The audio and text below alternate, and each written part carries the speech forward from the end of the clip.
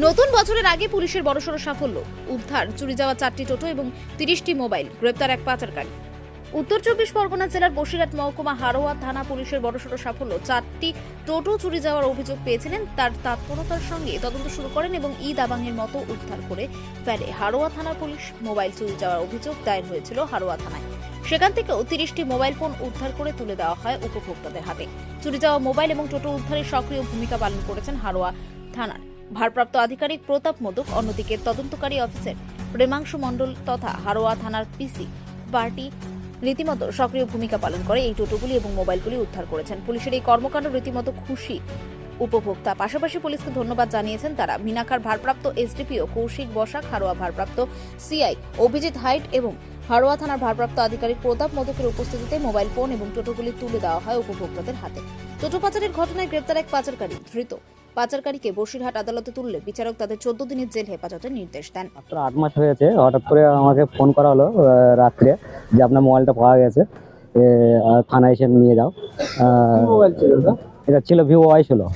কত 12,500 টাকা। আর 8 মাস আগে হারিয়েছিল। অভিযোগ করেছিলেন কোথায়?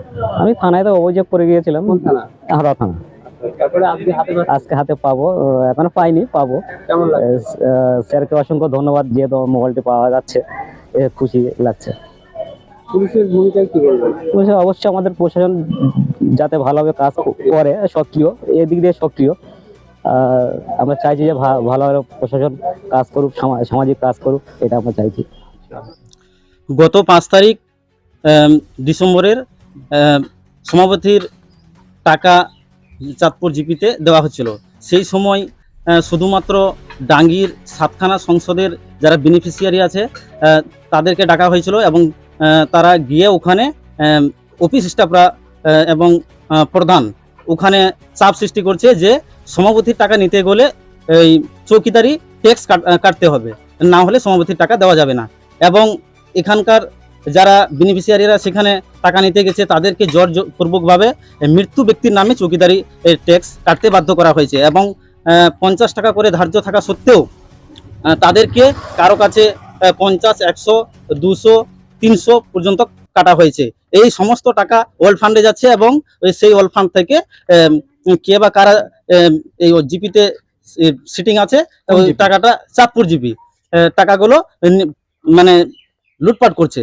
এবার আমার বক্তব্য হচ্ছে যে সমাপতির টাকা দেওয়ার জন্য মৃত্যু ব্যক্তির নামে ট্যাক্সটা কাটতে হবে কেন? এর আমরা জবাব চাই।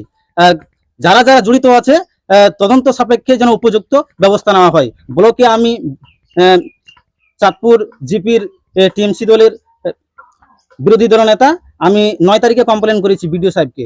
এখনো পর্যন্ত বিডিও সাহেব কোনো স্টেপ নেয়নি।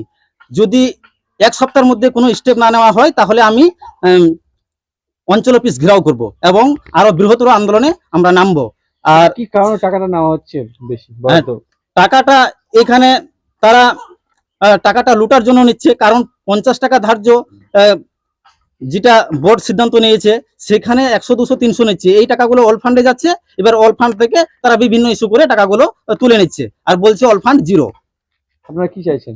আমরা চাইছি যে এই টাকাগুলো কিভাবে আত্মসাৎ হচ্ছে তার উপযুক্ত শাস্তি চাই যারা যারা এই কাজের সঙ্গে জড়িত আছে। আপনার নাম? আমার নাম রঞ্জিত রাও, আমি চাঁদপুর জিপির বিরোধী দল নেতা। আর প্রধান এখানে 6 মাস ধরে জিপিতে আসে না। প্রধানের স্বামী এসে সমাপতির টাকা বিলি করছে। কারণ কোন এখতিয়ারের মধ্যে পড়ে যে জনগণ নির্বাচিত করেছে, প্রধান নির্বাচিত করেছে পাপিয়া ঢালি সরকারকে, তার স্বামী এসে অঞ্চল পরিচালনা করছে। এটা আমরা মানছি না, মানবো না। কারণ প্রধানের স্বামী অঞ্চল চালাতে পারে না প্রশাসনিকভাবে,